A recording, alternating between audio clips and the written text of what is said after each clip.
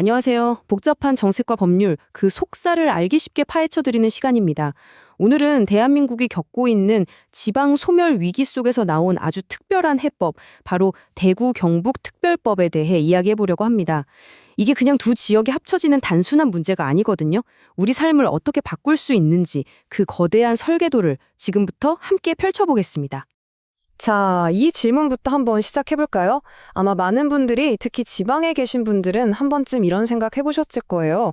수도권이 아니면 진짜 좋은 일자리, 새로운 기회는 없는 걸까? 이게 사실 특정 지역만의 고민이 아니라 지금 대한민국 전체가 마주한 아주 근본적인 질문이기도 하죠. 바로 그 질문에 대한 하나의 답을 찾기 위해서 대구와 경북이 정말 역사적인 실험을 시작했습니다. 두 지역을 하나로 합쳐서 거대한 메가시티를 만들겠다는 건데요. 이건 그냥 행정구역 통합 그 이상입니다. 국가적인 차원의 거대한 실험이죠.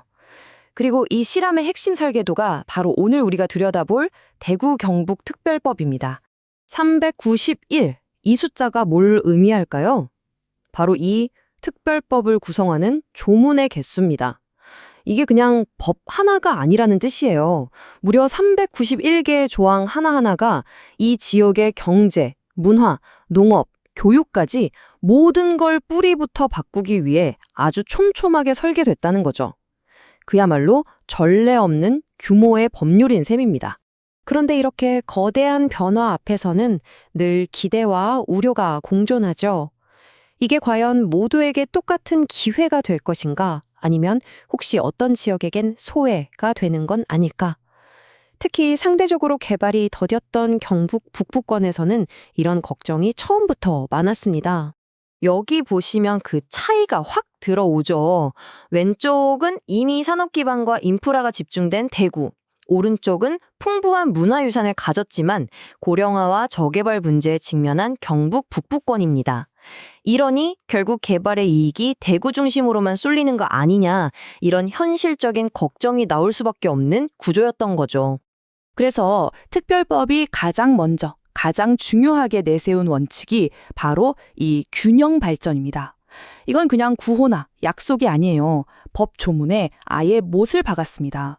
북부권 등 인구 감소 지역의 균형 발전이 저해되지 않도록 국가와 지자체가 특별회계, 그러니까 따로 돈주머니를 만들어서 재정 지원을 하도록 의무로 만들어 놓은 겁니다. 아주 강력한 안전장치죠. 그럼 이 균형 발전이라는 약속을 어떻게 현실로 만들까요? 특별법이 제시하는 세 가지 큰 그림, 세 개의 기둥이 있는데요. 그 첫 번째가 바로 통합신공항입니다.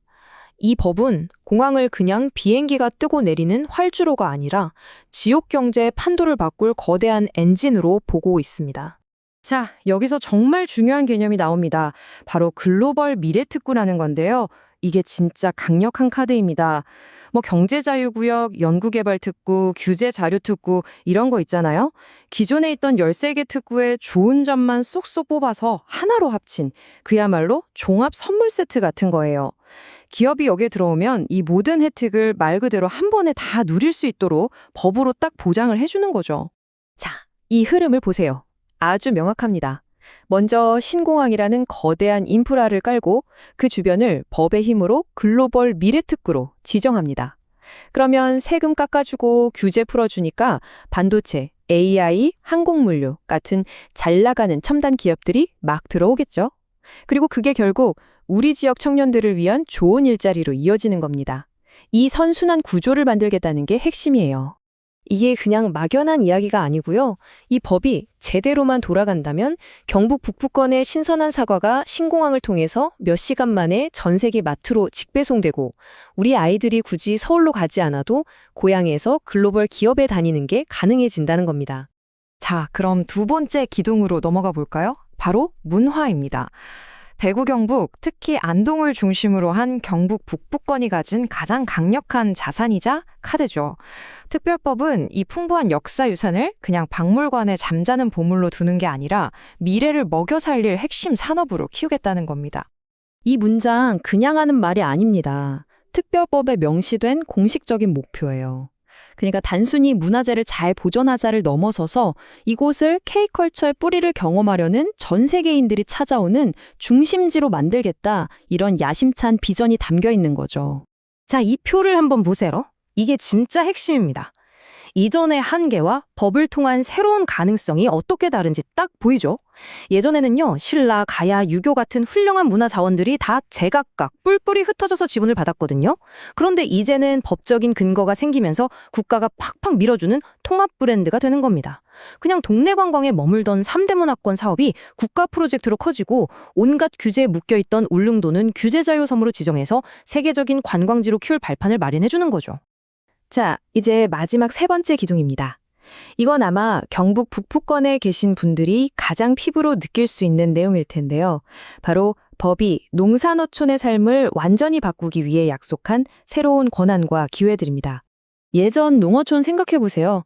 온갖 복잡한 규제에 막혀서 뭐 하나 하려면 정말 힘들었잖아요. 행정 절차는 또 얼마나 느립니까? 그런데 이 특별법이 그리는 미래의 농어촌은 완전히 다릅니다. 여기 보시는 것처럼 불필요한 규제는 싹 걷어내고 지원은 확 늘려서 활력이 넘치는 공간으로 만들겠다는 게 목표입니다. 그럼 이걸 어떻게 하느냐? 바로 법을 통해 지방정부에 아주 강력한 권한을 주는 겁니다. 예를 들어 농촌 활력 촉진 지구라는 걸로 지정이 되잖아요.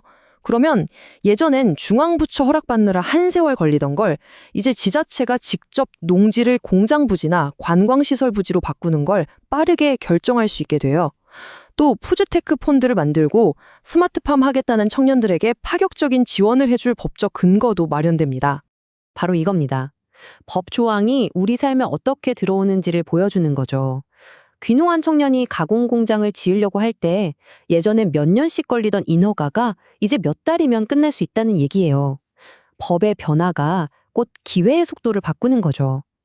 낡고 소외됐던 농어촌이 새로운 도전과 기회가 넘치는 곳으로 바뀔 수 있는 법적인 토대가 생긴 겁니다. 자, 그럼 정리 한번 해볼까요? 이 특별법은 세 개의 거대한 기둥 위에 서 있습니다. 첫째, 신공항을 중심으로 한 공항 경제로 글로벌 일자리를 만들고, 둘째, 지역의 역사를 돈이 되는 문화산업으로 키우고, 셋째, 북부권에 포함한 농산어촌에 파격적인 자율성을 주는 농촌 활성화 계획. 이 세 개의 톱니바퀴가 착착 맞물려 돌아갈 때 비로소 진짜 균형 발전이 가능하다는 겁니다. 물론 법이 통과됐다고 모든 게 저절로 해결되진 않겠죠.